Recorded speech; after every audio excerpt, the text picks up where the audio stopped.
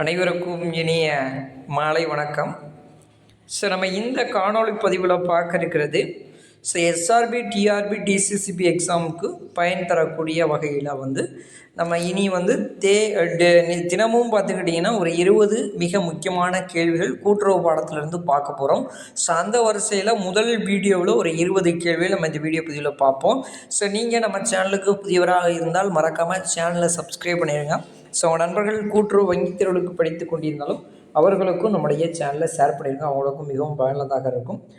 முதல் 20 கேள்விகள் மிக மிக முக்கியமான கேள்விகள், சரிங்களா? அந்த 20 கேள்விகளையும் நல்லா மனப்பாடம் பண்ணிக்கிடுங்க. இந்த 20 கேள்விகள்லேருந்து கண்டிப்பாக ஒரு கேள்வி அல்லது 2 கேள்வி வரவிருக்கின்ற டிசிசிபி எஸ்ஆர்பி அல்லது டிஆர்பி தேர்வுகளில் உங்களுக்கு கண்டிப்பாக இருக்கும், சரிங்களா? 20 கேள்விகளில் 1 அல்லது 2 கேள்விகளோ இந்த 20 கேள்விகள்லேருந்து இருக்கும், அது உறுதி. ஃபஸ்ட்டு கொஸ்டின் பார்க்கலாம். கூட்டுறவு இயக்கம் முதலில் தொடங்கியது அப்படின்னு சொல்லி கேட்குறாங்க. இங்கிலாந்து தான், சரிங்களா?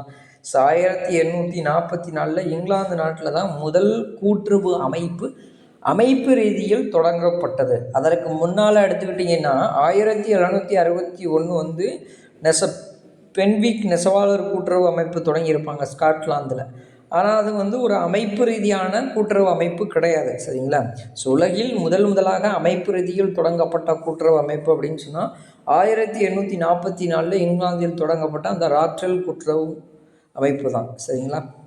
ரெண்டாவது கொஸ்டின் பார்க்கலாம். பிரிட்டன் கூட்டுறவு பெனாவலட் சங்கம் மற்றும் கூட்டுறவு வணிக சங்கம் முதலீட்டை ஏற்படுத்தியவர் யார் அப்படின்னு சொன்னால் டாக்டர் வில்லியம் கிங், சரிங்களா? இவர் 1848 மொத்த கூட்டுறவு விற்பனை சங்கங்களையும் இங்கிலாந்து நாட்டில் தொடங்கியிருப்பார், சரிங்களா? மூணாவது கொஸ்டின் பார்க்கலாம். சென்னை மாகாணத்தால் ஐரோப்பிய நாடுகளில் கூட்டுறவு இயக்கம் குறித்து அறிந்து வர அனுப்பப்பட்ட குழு யாருடைய தலைமையில் அந்த குழு அமைச்சாங்க அப்படின்னு சொன்னால் சர் ஃப்ரெடரிக் நிக்கல்சன் தலைமையிலான குழு தான் ஐரோப்பிய நாடுகளுக்கு சொல்கிறாங்க, குறிப்பாக ஜெர்மனி, சரிங்களா? ஜெர்மனியில் உள்ள அந்த கிராமப்புற சங்கங்கள் நகர்ப்புற சங்கங்களை ஆய்வு செய்து அவற்றை நம்முடைய தமிழ்நாட்டில் ஏற்படுத்தலாம் அப்படின்னு சொல்லி இந்த குழு பரிந்துரை கொடுக்குறாங்க. முதல் அறிக்கை என்பது 1895, இரண்டாவது அறிக்கை 97 சமர்ப்பிக்கிறாங்க. இந்த குழு உருவாக்கப்பட்டது 1892, சரிங்களா? மேலும் பார்த்துக்கிட்டிங்கன்னா சர் ஃப்ரெடரிக் நிக்கல்சன் அவர்களை நம்ம இந்தியாவுடைய கூட்டுறவு தந்தை என்று நம்ம அழைக்கிறோம். அதுக்கப்புறம் மூணாவது கொஸ்டின் பார்க்கலாம். 1913 இந்தியாவில் பதிவு செய்யப்பட்ட முதல் பால் கூட்டுறவு சங்கம் அப்படின்னு சொல்லி கேட்குறாங்க. அலகாபாத் உத்தரப்பிரதேசத்தில் தான் முதல் பால் கூட்டுறவு சங்கம் 1913 பதிவு செய்யப்படுகிறது. லண்டனில் எந்த ஆண்டு நடைபெற்ற சர்வதேச கூட்டுறவு மாநாட்டில் சர்வதேச கூட்டுறவு அமைப்பு ஏற்படுத்தப்பட்டது? நம்ம ஆல்ரெடி பார்த்துருப்போம். 1895 கூட்டுறவு காங்கிரஸுடைய அந்த மாநாடு என்பது நடைபெறும். அந்த மாநாட்டின் அடிப்படையில் தான் 1895 லண்டனில் இந்த சர்வதேச கூட்டுறவு அமைப்பு ஏற்படுத்தப்படும். முதல் கல்லறை கூட்டுறவு சங்கம் ஏற்படுத்தப்பட்ட அது எந்த நாட்டில் அப்படின்னு சொன்னால் ஸ்வீடன் தான். ஸ்வீடனில் 1945 காலகட்டங்களில் அந்த அமைப்பு முதலாக தொடங்கியிருப்பாங்க. கூட்டுறவு குறித்த கருத்துக்களை பரப்புவதற்கும் அனைத்து மக்களையும் கூட்டுறவு அமைப்பில் இணைக்க தூண்டும் விதமாக கூட்டுறவாளர் என்ற மாத இதழை வெளியிட்டவர் யார் அப்படின்னு சொன்னால் டாக்டர் வில்லியம் கிங் அவர்கள். டென்மார்க்கில் நிறுவப்பட்ட முதல் ஒருவர் கூட்டுறவு சங்கம் ஏற்பட காரணமானவர் யாருன்னா ஃபாஸ்டர் ஸ்டோன் அவர்கள், சரிங்களா? அது நல்லா ஞாபகம் வச்சுக்கிடுங்க. இந்த கொஸ்டின்ஸ் கேட்கலாம். பண்ணையாளர்களுக்கு கடன் வழங்கும் விதமாக கூட்டுறவு சங்கத்தை ஏற்படுத்திய ஜெர்மனியை சார்ந்த நபர் யார் அப்படின்னு சொன்னால் டாக்டர் ஹாஸ். இவர் தான் பெரிய விவசாயிகளுக்கு கடன் வழங்குவதற்காக பெரிய அளவிலான அந்த கூட்டுறவு அமைப்புகளை ஜெர்மனியில் தொடங்கினாங்க. அதுக்கப்புறம் தலைமைச் சங்கம் என்பது தலைமைச் சங்கத்தை எடுத்துக்கிட்டிங்கன்னா மாநில அளவில் செயல்படும்.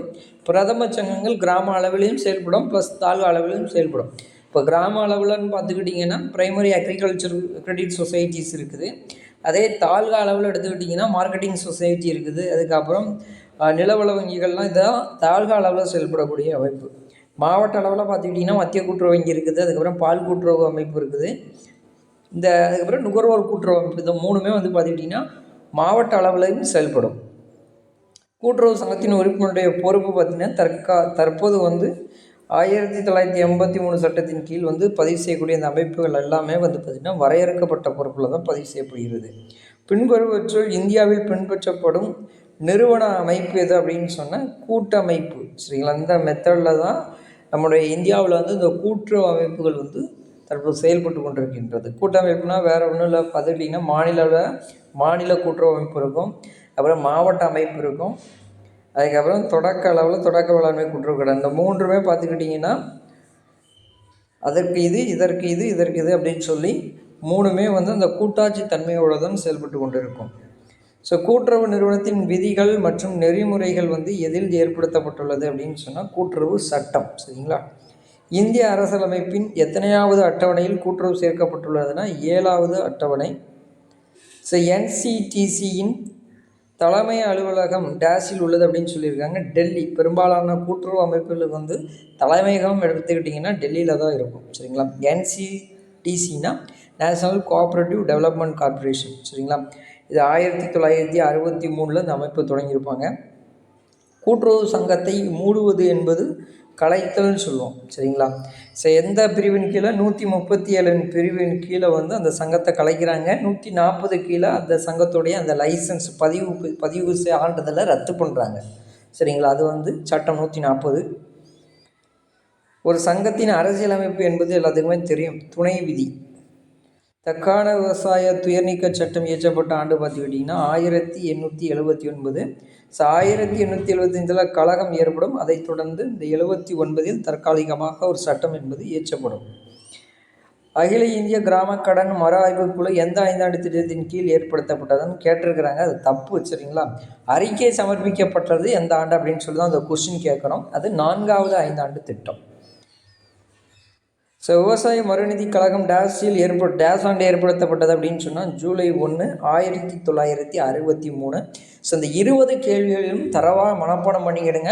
ஸோ PDF உங்களுக்கு வாட்ஸ்அப் சேனலில் நான் ஷேர் பண்ணியிருக்கிறேன். சரிங்களா? அந்த வாட்ஸ்அப் சேனல் லிங்க் கீழே டிஸ்கிரிப்ஷனில் இருக்குது. ஸோ இந்த வாட்ஸ்அப் சேனலில் போனீங்கன்னா அது PDF